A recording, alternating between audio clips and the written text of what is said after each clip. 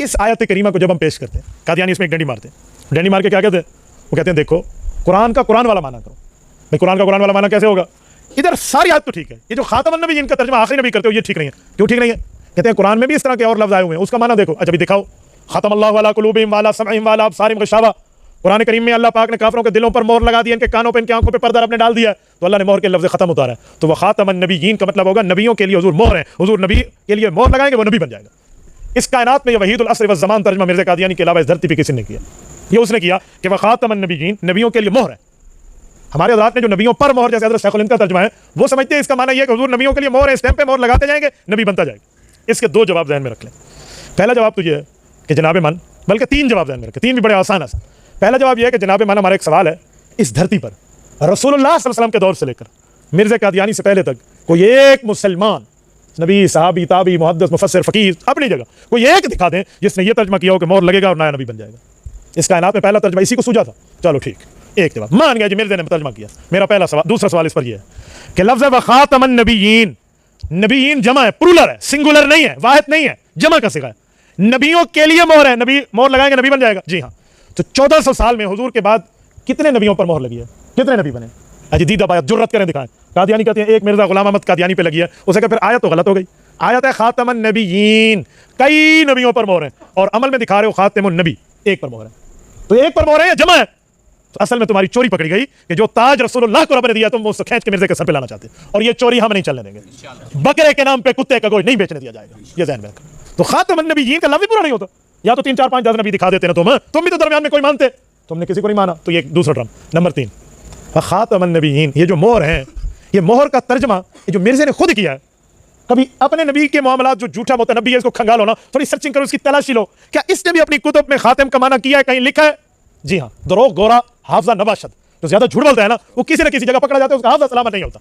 झूठ बोले बात करे, झूठ बोले बात करे।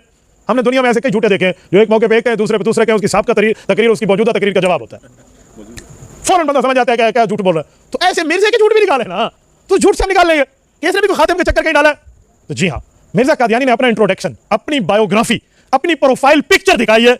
मेरी अम्मा का क्या नाम, मेरे अब्बे का क्या नाम, हम कितने बहन, हम कितने भाई, कैसे पैदा हुए, जुड़वा कितने थे, अलग अलग कितने थे, ये मिर्ज़ा ने दिखाया है। अजी मिर्ज़ा से पूछ लो। मिर्ज़ा कहता है मैं और जन्नत बीबी मेरी बहन है, हम इकट्ठे पैदा हुए हैं। मैं मिर्ज़ा की वालदा को काफिरा नहीं कहता, वो मुसलमान है, न मैं उनका मजाक उड़ाता हूँ, मेरा ताल्लुक इससे है, तो मैं इस पर तो अटैक करूंगा ना। कहता मैं और मेरी बहन जन्नत बीबी जुड़वा पैदा हुए। अच्छा कैसे? कि हम माँ बाप के आखिरी औलाद थे, तो पहले बहन पैदा हुई, फिर कुछ टाइम के बाद मैं पैदा हुआ, यूं मैं अपने माँ बाप का खातिमुल औलाद बना, खातिमुल औलाद बना। मेरा सवाल है कादियानियों, अगर तुम्हारी मत नहीं मारी गई, इस धरती पर तुम्हारी इस खोपड़ी में कोई अकल नाम की चीज मौजूद है, जो माना तुम खातमुन नबिय्यीन पे कर रहे थे कि मोहर लगेगी नबी बन जाएगा, मोहर लगेगी नबी बन जाएगा, क्या मैं पूछ सकता हूं कि खातिमुल औलाद का यही माना है कि मिर्ज़ा कादियानी की अम्मा जान के पेट से क़यामत तक मोहर लगेगी और बच्चा पैदा हो जाएगा? अगर यही माना करना है तो वहां भी कर लो, लेकिन इस धरती पे कोई कादियानी माना करने के लिए तैयार नहीं है, तो इसको फिर अपने मामले को तो देख लो। तो इसलिए खातमुन नबिय्यीन पे चोरी नहीं पड़ने देंगे, बात वही रहेगी। 3 जवाब।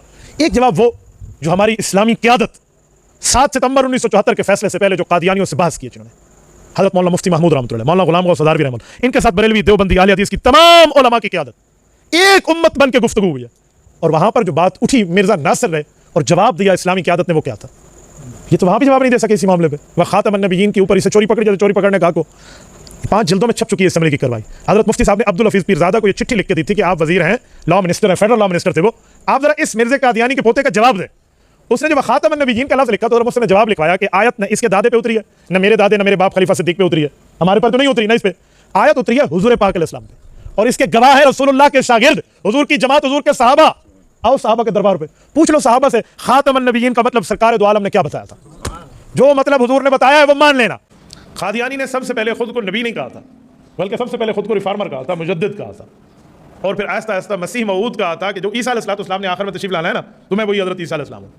तो लोगों ने कहा तेरा तो अब्बा है हज़रत ईसा अलैहिस्सलाम, तो बगैर वालिद के अल्लाह के अमर कौन से पैदा हुए थे, और तेरी माँ का नाम घसीटी है, हज़रत ईसा अलैहिस्सलाम की वालदा का नाम हज़रत मरियम था, तो ये बात तो झूठी हो गई। फिर चलते चलते इसने इमाम महदी होने का दावा किया, भाई मैं महदी हूँ। तो महदी के शराइत में अरबी होना शर्त था, हज़रत इमाम हसन और हज़रत इमाम हुसैन रज़ियल्लाहु अन्हुमा की औलाद में होना शर्त था, और इसका ख़ानदान मुग़ल था, तो ये तो हसनी हुसैनी नहीं है।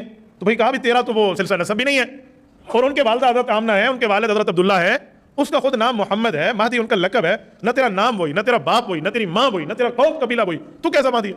آخر میں اس نے پھر نبی ہونے کا دعویٰ کیا. جب اس نے نبوت کا دعویٰ کیا پھر یہ بھی کہا کہ میرے اوپر 7 زبانوں میں وحی آتی ہے اور میرے اوپر فلاں زبان میں اللہ نے ایک فرشتہ مقرر کیا ہے جو میرے تک پیغام لاتا ہے. ہر نبی کے پاس جو فرشتہ آیا ہے نا وہ ایک ہی ہے, باقی فرشتے مختلف کاموں کے لیے آتے ہیں, وحی کے لیے ایک ہی آیا جس کا نام حضرت جبرائیل علیہ السلام ہے. مرزا قادیانی نے کہا میرے پاس ایک فرشتہ آتا ہے اس کا انگلش نام ہے اور اس کا نام ہے ٹیچی ٹیچی. ہنسی آتی ہے آپ کو, اس کی کتابوں میں لکھی ہوئی ہے یہ بات, یہ میں اپنی طرف سے نہیں کہہ رہا. تو یہ مرزا قادیانی کے جھوٹے دعوے تھے اور اسی دعوے کی بنیاد پہ آج پوری دنیا میں ایک احمدیہ, ایک کمیٹی اپنے آپ کو لوگ کہتے ہیں, ہم تو انہیں احمدی نہیں کہتے, میں تو انہیں قادیانی کہتا ہوں. احمد تو حضور پاک صلی اللہ علیہ وسلم کا اوریجنل لقب ہے, تو انہوں نے تو وہاں سے لفظ چوری کیا ہے تو یہ خود کو کہنے والے ہیں. اس وقت قادیانیوں کے بہت سارے گروہوں میں 2 گروہ مشہور ہیں, ایک قادیانی ایک قادیانی لاہوری. جو قادیانی اور مرزا قادیانی کو نبی مانتے ہیں, جو قادیانی لاہوری گروپ ہے وہ مرزا قادیانی کو مجدد, مہدی, ریفارمر, اچھا آدمی اس طرح مانتا ہے. تو مرزا کو اچھا آدمی ماننا چھوڑو, مرزا خود کو آدمی اور انسان خود کو بھی نہیں مانتا تھا.